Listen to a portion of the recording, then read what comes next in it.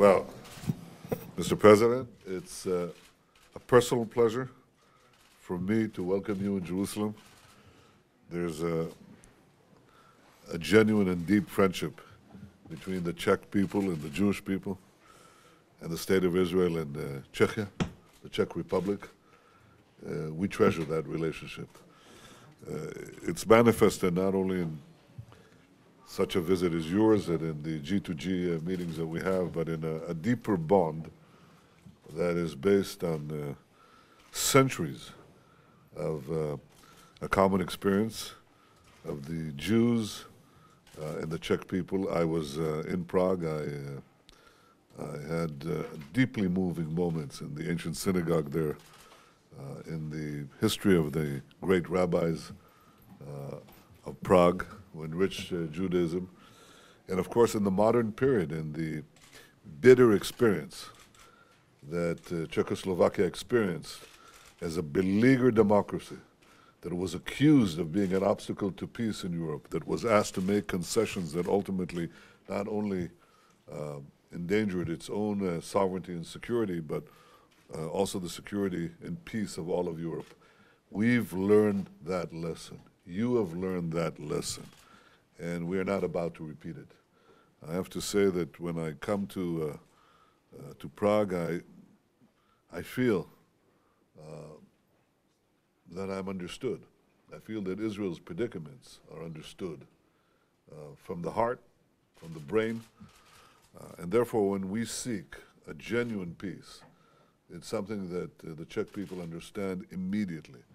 And when we say that the test of international negotiations is not the process, but the results that actually bring genuine disarmament of radical regimes, this is what we need to say. Genuine disarmament. I'm talking now of the negotiations that are underway with Iran. We have no objections to them, but they must bring real results. And the questions we must all ask is, why is Iran insisting on centrifuges for uranium enrichment? Why is it insisting on heavy water plutonium plants? Why? If they say all they want is peaceful energy, well, I don't believe them.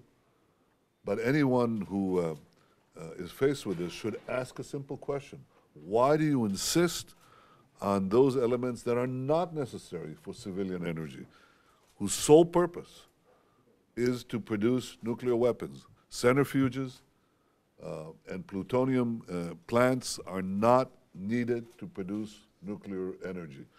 In fact, 17 countries are producing nuclear energy around the world without them. The sole reason that Iran is insisting on plutonium reactors and on centrifuges for enrichment is to produce weapons.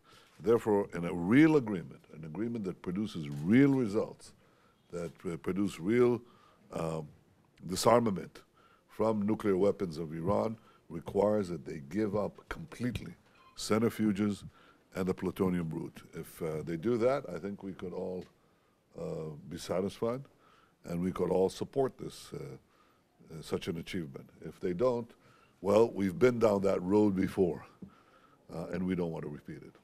So I think when I say these things in front of you, Mr. President, you understand deeply.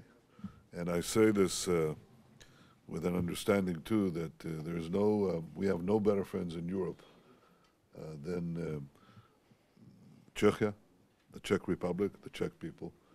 You come here and you're welcomed as friends in the deepest sense of the word. Welcome to Jerusalem, friend. Thank you. Dear Mr. Prime Minister, I hope the micro is functioning.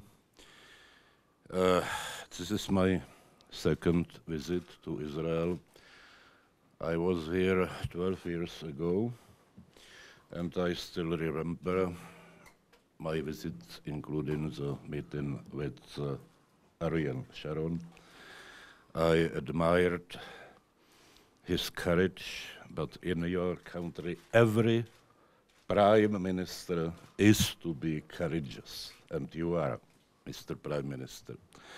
So I fully understand the necessity of Jewish, independent, democratic state. And I repeated this not only during my visit here, but practically during all my political life.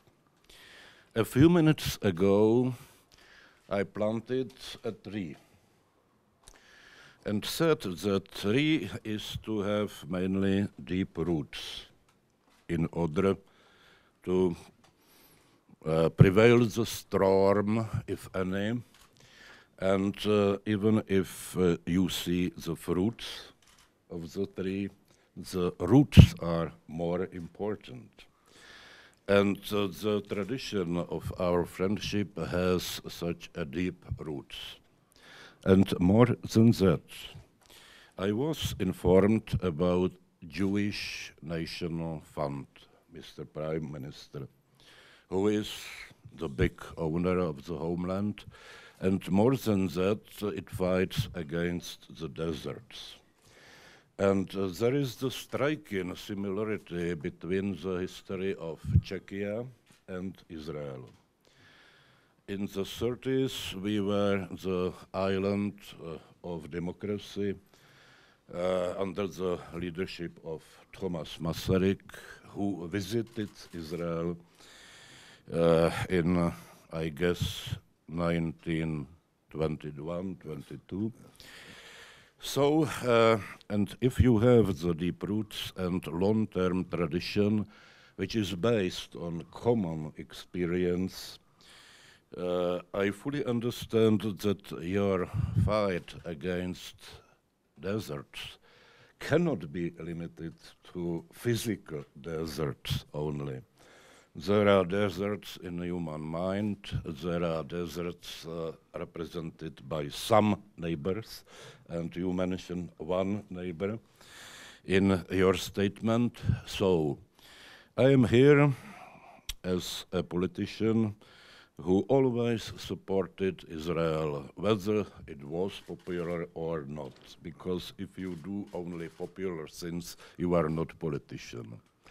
And that's why I firmly believe that my visit will continue the tradition of friendship, and deep in my heart, I do believe we shall overcome against the common enemy, the international terrorism. Thank you, Mr. President. Thank you. Thank you very much. And welcome to Herzl's land, the representative and the continuer of Thomas Masaryk, who was a great Zionist, one of the great friends that Zionism had. We admire him. We admire you. Welcome, Mr. President. Thank you. So, you go in here this way.